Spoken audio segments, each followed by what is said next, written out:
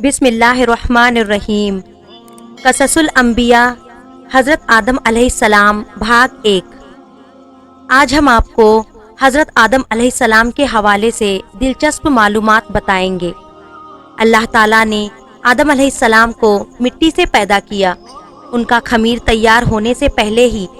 اس نے فرشتوں کو یہ خبر دی کہ وہ بہت جلد مٹی سے ایک مخلوق پیدا کرنے والا ہے جو بشر کہلائے گی اور زمین میں ہماری خلافت کا شرف حاصل کرے گی۔ حضرت آدم علیہ السلام کا خمیر مٹی سے گوندا گیا اور ایسی مٹی سے گوندا گیا جو نت نئی تبدیلی قبول کرنے والی تھی۔ جب یہ مٹی پکی ٹھیکری کی طرح آواز دینے اور کھنکھنانے لگی تو اللہ تعالیٰ نے اس مٹی کے پتلے میں روح پھونکی اور وہ ایک ہی وقت میں گوشت پوشت ہڈی پٹھے کا زندہ انسان بن گیا، اور ارادہ، شعور، حصے، عقل اور وجدانی جذبات و کیفیت کا حامل نظر آنے لگا۔ تب فرشتوں کو حکم ہوا کہ تم اس کے سامنے سجدے میں گر جاؤ۔ فوراً تمام فرشتوں نے ارشاد کی تعمیل کی، مگر ابلیس شیطان نے گھمنڈ اور سرکشی کے ساتھ صاف انکار کر دیا۔ اللہ تعالیٰ اگرچہ غیب کا علم رکھنے والا اور دلوں کے بھیدوں تک کو جاننے والا ہے، اور ماضی، حال اور مستقبل سب اس کے لیے برابر ہے، مگر اس نے امتحان و آزمائش کے لیے ابلیس شیطان سے سوال کیا، کس بات نے جھکنے سے روکا جبکہ میں نے حکم دیا تھا؟ ابلیس نے جواب دیا، اس بات نے کہ میں آدم سے بہتر ہوں، تو نے مجھے آنکھ سے پیدا کیا، اسے مٹی سے۔ شیطان کا مقصد یہ تھا کہ میں آدم سے افضل ہوں، اس لیے کہ اللہ نے مجھ کو آگ سے بنایا ہے، اور آگ بلندی اور برتری چاہتی ہے، اور آدم خاکی مخلوق، بھلا خاک کو آگ سے کیا نسبت؟ میں تمام حالتوں میں آدم سے بہتر ہوں، اس لیے وہ مجھے سجدہ کرے، نہ کہ میں اس کے سامنے سجدہ کروں۔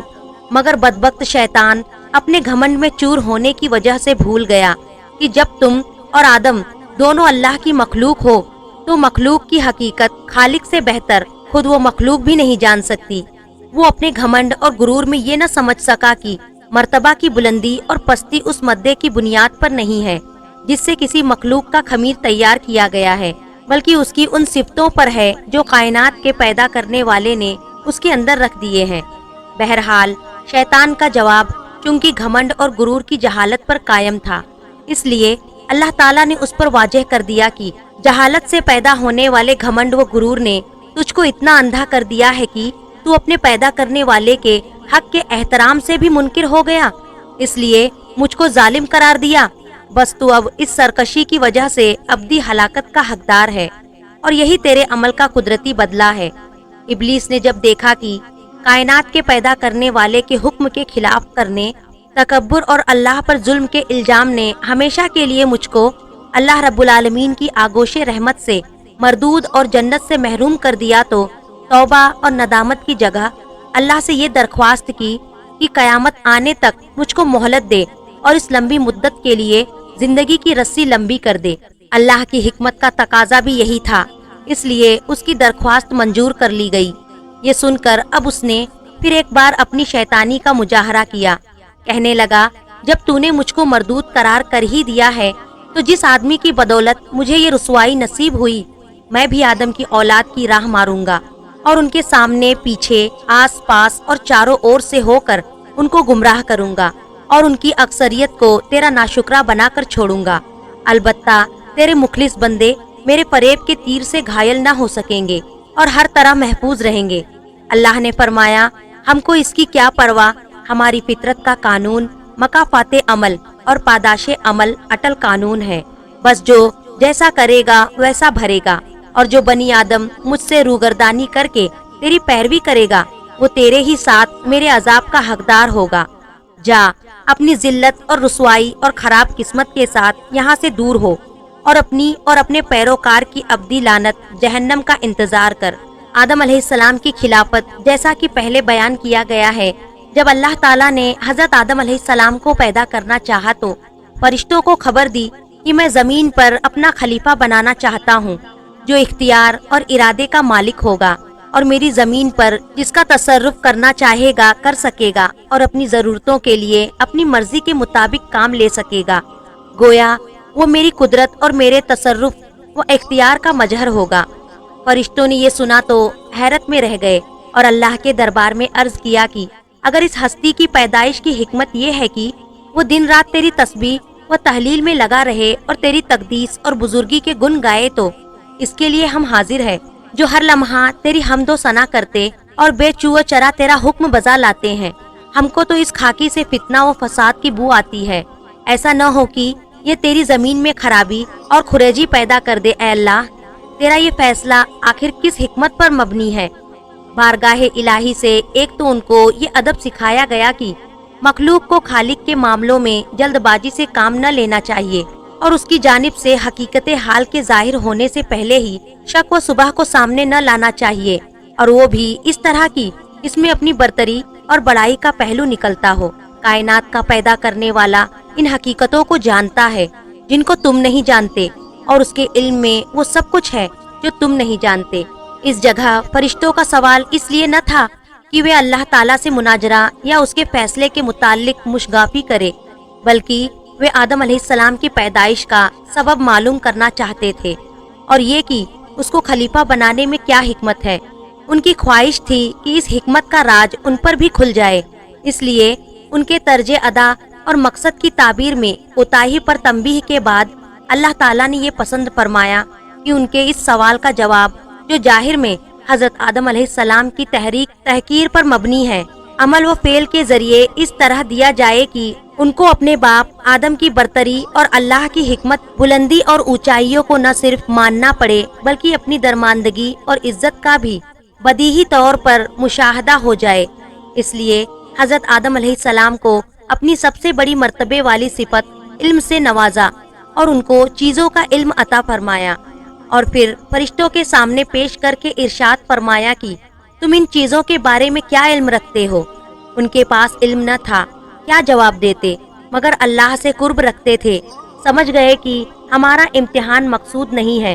کیونکہ اس سے پہلے ہم کو اس کا علم ہی کب دیا گیا ہے کہ آزمائش کی جاتی، بلکہ یہ تنبیہ مقصود ہے کہ زمینی خلافت کا مدار تسبیح و تحلیل کی کثرت اور تقدیس و تمجید پر نہیں بلکہ علم نامی صفت پر ہے، اس لیے کہ ارادہ اختیار، قدرت و تصرف اور قدرت کا اختیار علم کی زمینی صفت کے بغیر ناممکن ہے۔ بس جبکہ آدم علیہ السلام کو اللہ تعالیٰ نے اپنے علم کی صفت کا مظہر بنایا ہے تو بے شک وہی عارضی خلافت کا حقدار ہے۔ گویا حضرت آدم علیہ السلام کو علم کی صفت سے اس طرح نوازا گیا کہ فرشتوں کے لیے بھی ان کی برتری اور خلافت کے حق کے اقرار کے علاوہ کوئی راستہ نہ رہا، اور یہ ماننا پڑا کہ بے شک یہ صرف حضرت آدم علیہ السلام کے لیے موجود تھا کہ وہ زمین پر اللہ کا خلیفہ بنے اور ان تمام حقائق و معارف اور علوم و فنون سے واقف ہو کر نیابت و الہی کا صحیح حق ادا کرے۔ حضرت آدم علیہ السلام ایک مدت تک اکیلے زندگی بسر کرتے رہے،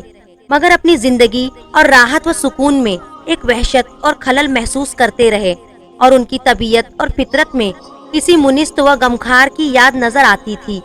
چنانچہ اللہ تعالیٰ نے حضرت حوا علیہ السلام کو پیدا کیا، اور حضرت آدم علیہ السلام اپنا ہمدم اور ساتھی پا کر بہت خوش ہوئے اور دل میں اطمینان محسوس کیا۔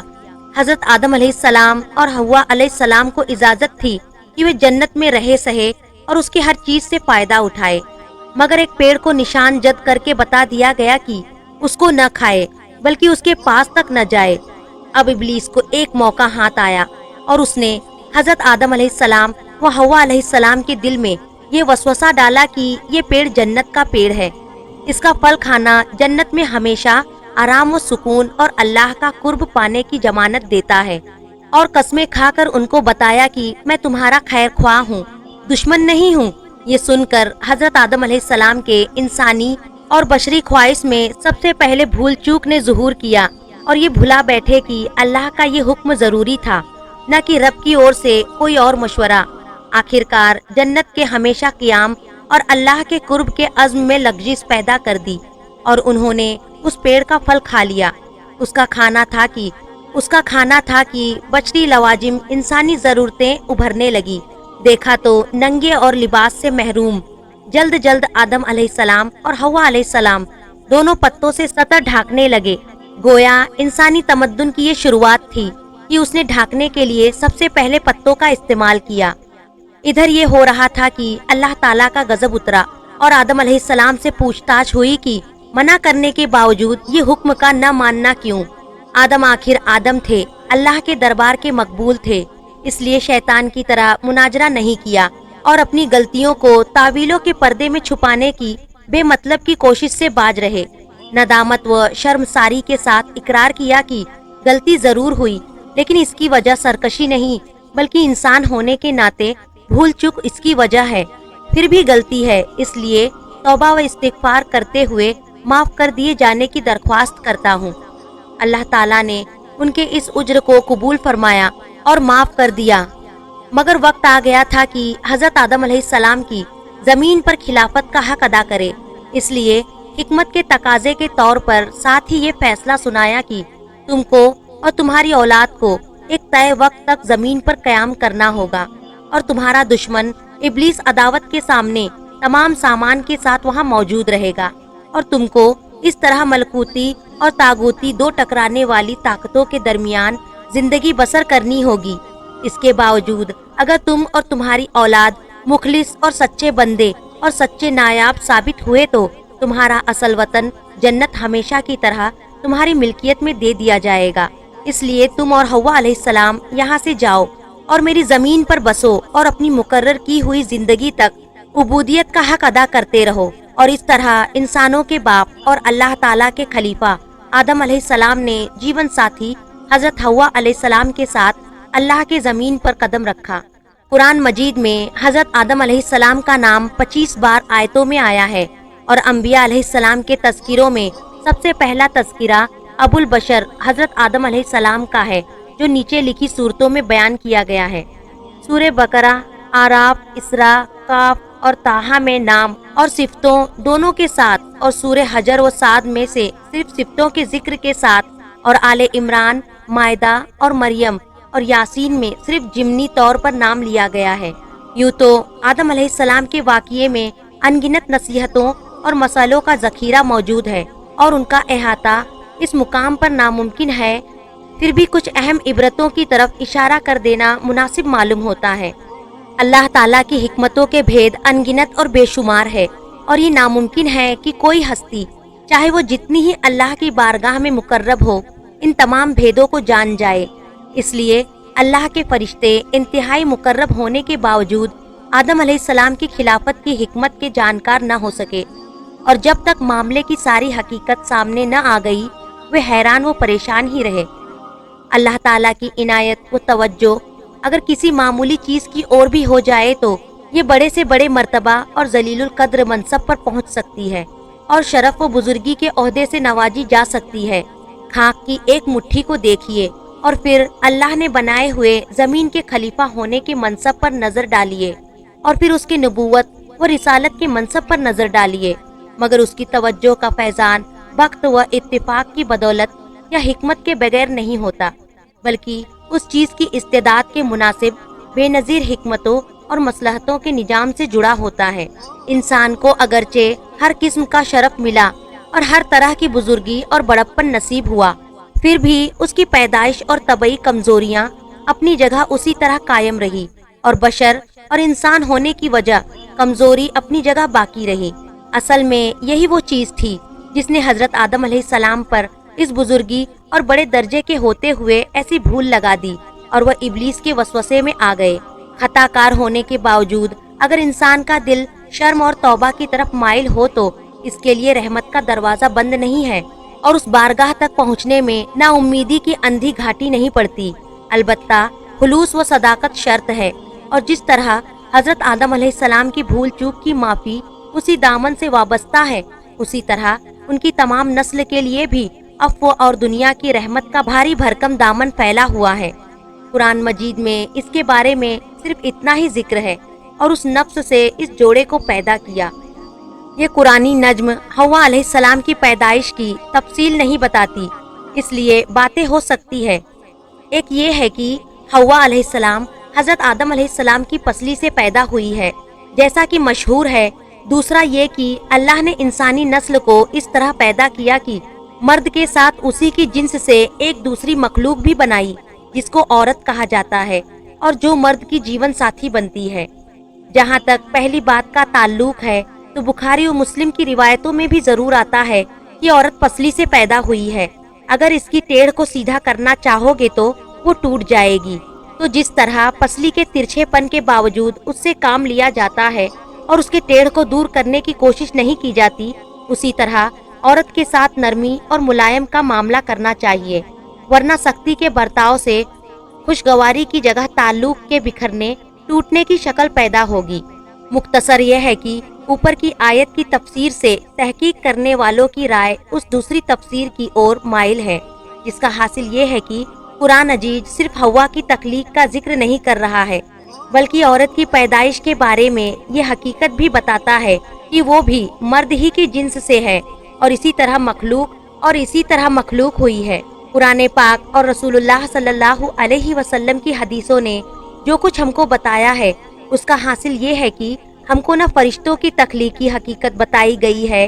और न वे हमको नजर आते हैं। अलबत्ता हमारे लिए ये यकीन व एतकाद जरूरी करार दिया गया है कि हम उनके वजूद को मान ले और उनको मुस्तकिल मखलूक जाने। इसी तरह जिन्न भी अल्लाह ताला की मुस्तकिल मखलूक है, जिनकी पैदाइश की हकीकत को हम पूरी तरह नहीं जानते और न आम इंसानी आबादी की तरह वे हमको नजर नहीं आते हैं। लेकिन कुरान हकीम ने जो तफसील इस मखलूक के बारे में बताई है वो हमारे लिए ज़रूरी करार देती है कि हम ये एतकाद और यकीन रखें कि वे भी इंसान की तरह मुस्तकिल मखलूक है और उसी की तरह शरारत पर चलने को मजबूर भी। इनमें पैदा करने और बढ़ने का भी सिलसिला है और इनमें नेक और बद भी है। कुरान मजीद की आयतों से मालूम होता है कि शैतान भी जिन्न ही की नस्ल से है और इब्लीस शैतान है, और इब्लीस शैतान ने अल्लाह के सामने खुद ये माना कि इसकी तख्लीक आग से हुई है। इंशाअल्लाह कससुल अंबिया का अगला हिस्सा अगली वीडियो में किया जाएगा। आप हजरात से इल्तिजा है इसे ज़्यादा से ज़्यादा शेयर करें और मेरे चैनल को ज़रूर सब्सक्राइब करें।